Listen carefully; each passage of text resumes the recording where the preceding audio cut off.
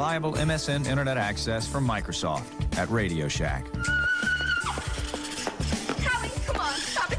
They were America's angels. I was short, fat, with red hair and freckles. Who learned early how to run with the big boys. And I took 2 cheerleaders to the prom. But in their race to fame, childhood was a luxury they couldn't afford. Child Stars, September 4th on A&E.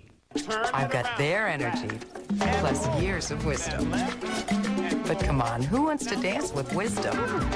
Dove knows all you want is to look the age you feel inside. Introducing Dove Nutrium Age-Defying Body Wash with a gentle cleanser on one side and a lotion with antioxidants and vitamins on the other. Together, they improve tone and texture for skin that feels young to the touch.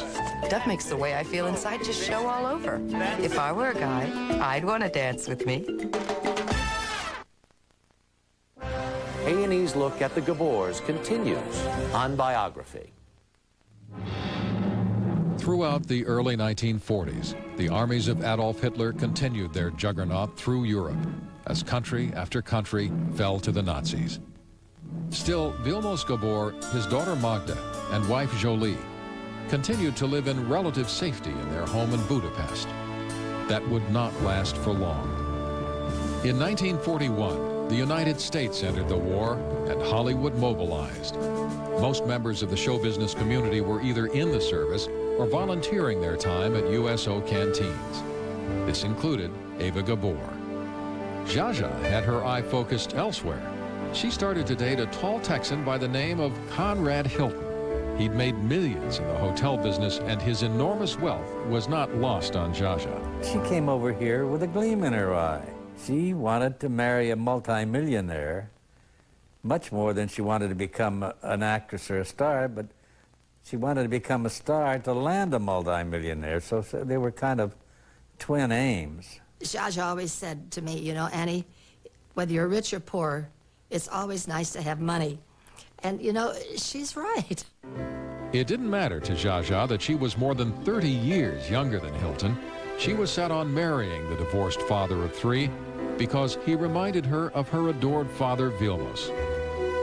Hilton wanted to play the field, but in the end, the hotel baron's fascination with Zsa Zsa won out. He married her in Santa Fe, New Mexico on April 10th, 1942.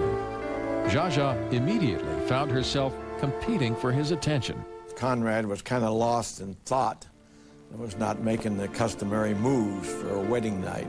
And she says, "Darling, what are you thinking about?"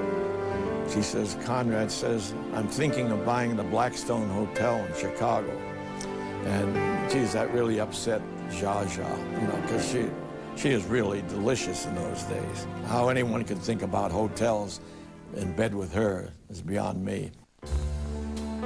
Eva would also marry again, 1 year after Zsa Zsa became Mrs. Conrad Hilton. Her Prince Charming in uniform was Charles Isaacs. Isaacs was not only well-bred and handsome, he was the heir to a real estate fortune. The couple married on September 27th, 1943. Eva would now be a hostess to be reckoned with, entertaining all the movers and shakers of the studios who had not welcomed her as an actress. In reality, marriage did nothing to diminish Eva's burning desire for a career. Before long, she would have to choose between stardom and wedded bliss. Within a year, she was off to test herself on the New York stage. She was tenacious. She always was one to try and attain certain things. She had goals, and come hell or high water, she was going to get that. She was going to get them. When Eva arrived in New York in 1944, the bright lights that illuminated Broadway belied the fact that World War II was entering some of its darkest hours.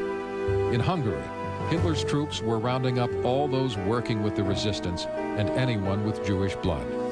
Magda's activities and having some Jewish ancestry in the family made the Gabors targets. Zsa Zsa and Eva knew that their parents and sister Magda must leave Hungary or be killed. They went to Washington to plead for help from government officials. Arrangements were made for the Gabors' safe passage to the United States. The family reunited in New York in the winter of 1945. Conrad Hilton warmly welcomed the newly arrived Gabors and put them up in suites fit for royalty at his Plaza Hotel. But things were not going well between Zsa Zsa and Conrad. He was away from home more and more, and she threw herself into an almost around-the-clock spree of parties. She just got so wound up, just like a top, just got so wound up, so tight. She wanted the house to be beautiful, the food to be beautiful, the music to be beautiful, her clothes to be beautiful, and the marriage beautiful. And, you know, that's like a little girl living in a dream world. But Zsa Zsa could not seem to escape from her dizzying social schedule. It began to wear her down, and she reportedly became addicted to sleeping pills and uppers. She would fly off the handle and get irrational, and then, of course, regret it afterwards. And she was under the care of doctors for many months in her life and would go out of control and have to be treated. The tensions in the Hilton marriage reached the breaking point. Finally, in 1945, Conrad won a legal separation from Zsa Zsa, which stunned some of their closest friends. I'm surprised that Zsa Zsa and Connie broke up because I think they both enjoyed the public. They loved to travel. He was very rich, and she always liked rich. I was very sad when that marriage broke up. Zsa Zsa wasn't the only Gabor facing divorce at this time. Her mother Jolie was leaving her husband after 30 years of squabbling, separating, and passionately making up. Vilmos Gabor returned to Hungary and married his secretary. He would never come back to America. In an era of post-war prosperity, the enterprising Jolie Gabor was determined to make a new life on her own. She had very little resources except that quality that Hungarians credit with achieving success. Hungarian definition of Hungarian is that he goes in behind you at a revolving door and comes out ahead of you. Somehow, probably has some validity. Jolie opened an upscale costume jewelry store on Madison Avenue and turned a minuscule investment into an enterprise worth millions. She came up with a unique style of mixing real gems with fake stones. Her hard work, charm, and savvy salesmanship soon attracted investors and rich and famous clients. Jolie considered her daughters her best advertisement. They were the most precious gems in her collection. But she found that with Zsa Zsa, there was no such thing as free advertising. Zsa Zsa would fly in and borrow some jewelry from her mother's shop, and half the time she'd forget to bring it back. And Jolie used to get so mad at her, you know. Zsa Zsa was always unpredictable. Before her divorce from Conrad Hilton was finalized, she became pregnant after a visit with him, and in 1947 gave birth to a baby girl she named Francesca. Zsa Zsa's divorce gave her a substantial financial settlement, and she was soon lighting up New York's social events as a single woman.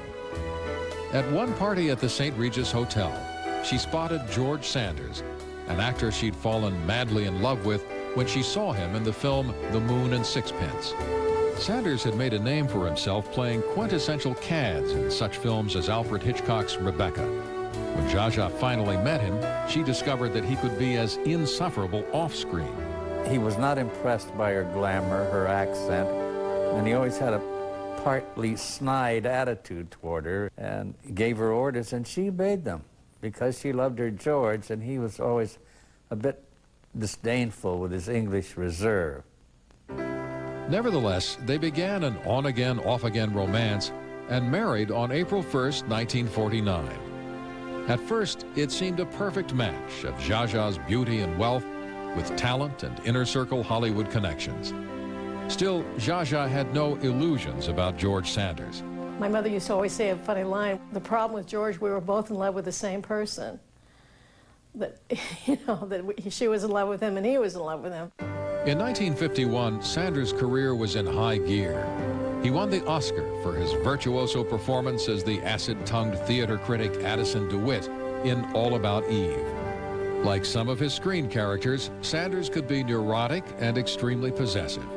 He flew into fits of jealous rage when he suspected Zsa Zsa of being unfaithful. Still, George insisted on maintaining his own residence and left his wife alone for months at a time when he was shooting a film. During one of his absences, Zsa Zsa agreed to appear on a TV talk show called Bachelor's Haven. She was hilarious on that show. And a woman called in and says, I have a husband who travels all the time, and I think he travels to other women. What should I do with him? And Zsa Zsa says, shoot him in the leg. She'd tell women, you know, when you get divorced, give back the ring but keep the stone. Some woman called in and says, those are the most beautiful diamonds I've ever seen. Zsa Zsa had these gorgeous diamonds on. And she says, darling, they're only my working diamonds. Soon, everyone knew of and was talking about Zsa Zsa Gabor. She was suddenly the most sought-after guest on television. Do you think a girl should marry for love or for money? Well, for both, of course. Well, how can she for both? Well, just because a poor fellow has some money, you can still love him. The media was completely smitten with Zsa Zsa. Life dubbed her the hottest property in Hollywood. She signed on for her first film in 1952 in the aptly titled Lovely to Look At. She stood out among some of Hollywood's biggest musical stars, playing a beautiful flirt. She didn't need any dialogue for the camera to fall in love with her. Hey, I got news for you. You ain't getting through to me at all.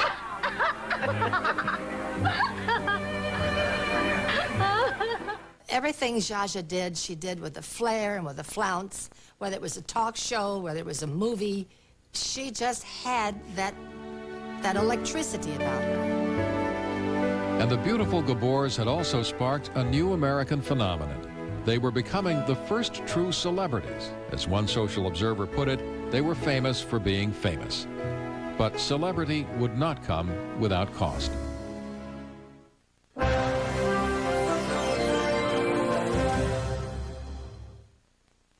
I have a dream. I walk out onto the high dive platform at the Olympics and make the perfect back 2.5 twister. Will my Olympic dream come true? Nah, I'm a pole vaulter. There'll still be some limits to the dreams of Olympic athletes, but none for Olympic Games spectators with Visa, the only card accepted at the Sydney Olympic Games. I can't even swim. Visa, it's everywhere you want to be. Who Am I? Presented by Aflac. In 1925, I made my directing debut with The Pleasure Garden. I received the Lifetime Achievement Award at the 1967 Oscars.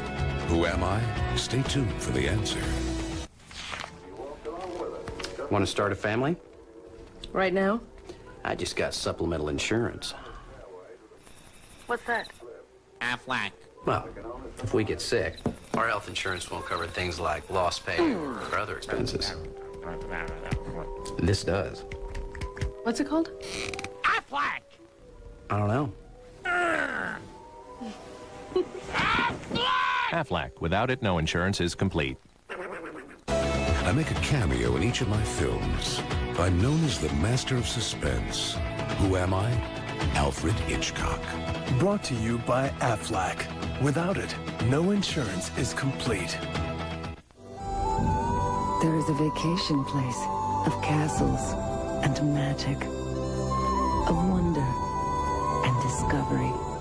A place where great adventures really happen and great mists meet the heavens. Ah, but this is not a land far, far away. It is Asheville, North Carolina, and she is telling your story. Call for a free visitor's guide. An A&E special presentation. Soar on a musical tour with a legendary band of Irish minstrels. Experience the magic and tradition of the Emerald Isle with these beloved modern troubadours and their very special guests. In Banbridge town and the county down one morning last July. From a boring green came a sweet cow. The Chieftains over Ireland. Sunday at 10 Eastern, 9 Central on A&E. Biography is spending 5 nights with the other woman. On their honeymoon, he left her alone to gamble all night and drink. Liz. Kate. Sophia. Marilyn. She said, you see, that's all they think of me. They're hellraisers and heartbreakers. with a woman's touch. The Other Woman on Biography.